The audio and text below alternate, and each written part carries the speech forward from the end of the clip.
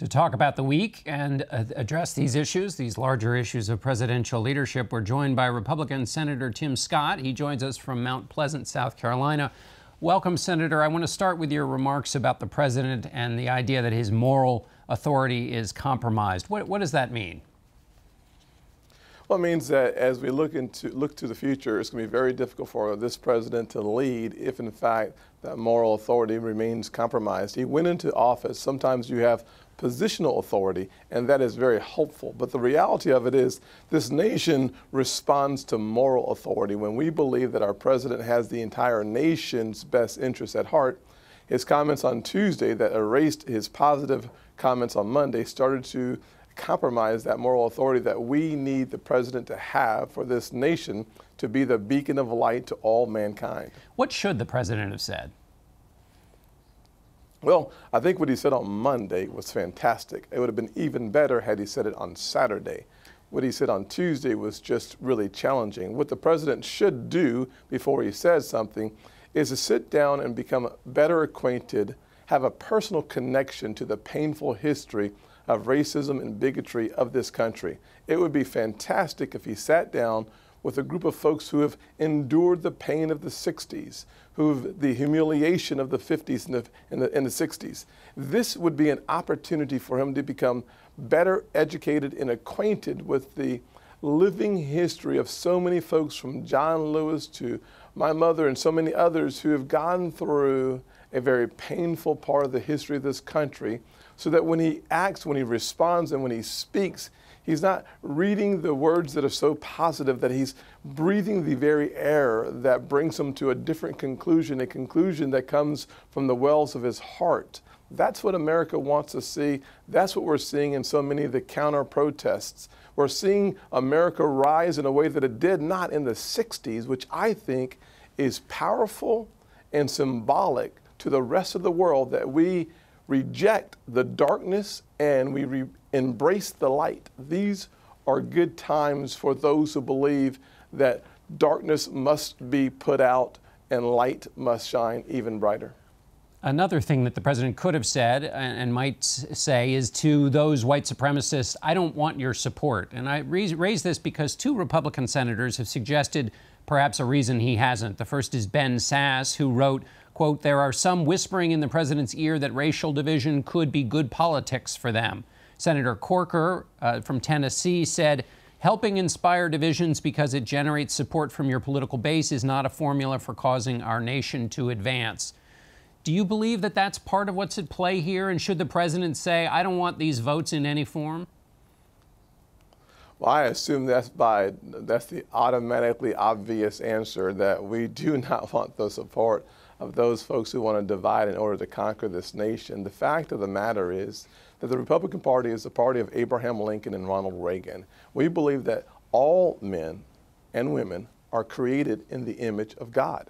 We believe that we were all equally created. So the fact of the matter is that we should assume by default that we reject the support of those who do not support the theory, the notion, the fact that all men are created equally. So that to me seems like the starting point, and should not be a leap. Should the president, though, be a little bit more clear about this? Because can the leader of the party of Lincoln, the president, also be the person who's being praised by former imperial wizard of the KKK, David Duke? Yeah, we should bask in the criticism of our enemies. We want those who believe that this country is better with a superior race and thoughts of inferiority pervasive through this nation. That has been rejected. It should be rejected by the president and every single person.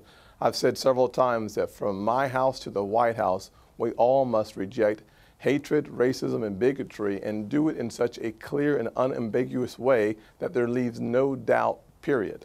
You've worked on these issues for a long time. Charleston had its, of course, the horrible shooting more than 2 years ago. What can the president do beyond sort of fixing the remarks from last week? What more would you expect him to do to reach and deal with some of these larger issues? At this point, it's not what the president says next, it's what he does. We are in a very critical and sensitive time in this nation. We need our president to sit down with folks who have a personal experience, a deep connection to the horror and the pain of this country's provocative racial history.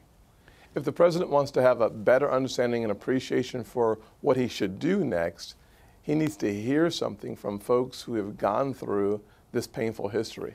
Without that personal connection to the painful past, it will be hard for him to regain that moral authority from my perspective. When you and I talked about this before, you had suggested that this was something the president could do at the start of his administration, spend more time in communities of color. Why do you think he hasn't? Well, it's hard to say why he has not. I can tell you that I stand by those comments back in January, that if in fact our president is going to regain that moral authority, if he's going to remain on the high ground, if we're going to make progress in this nation, it's not simply the issues that we fight for, it's understanding the people that we are fighting for and those issues that best represent a better future for those folks.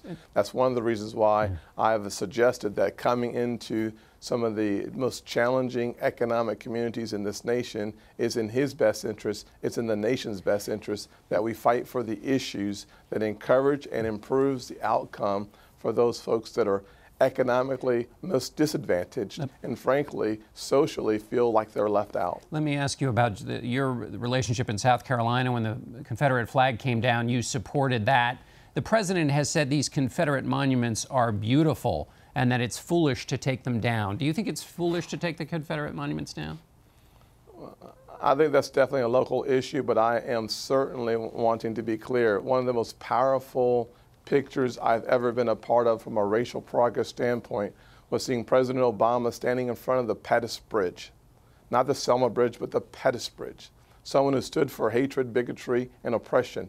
Having an African-American president stand in front of that bridge said so much about the darkness of the human soul in the past and how much progress that has been made in this country.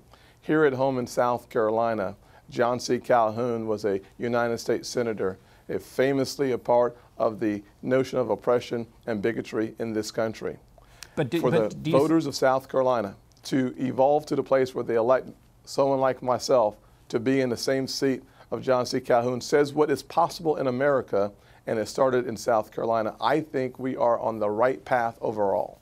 All right, Senator Scott, we're going to have to leave it there. We're out of time. We're so grateful for you being with us. Yes, sir. Thank you.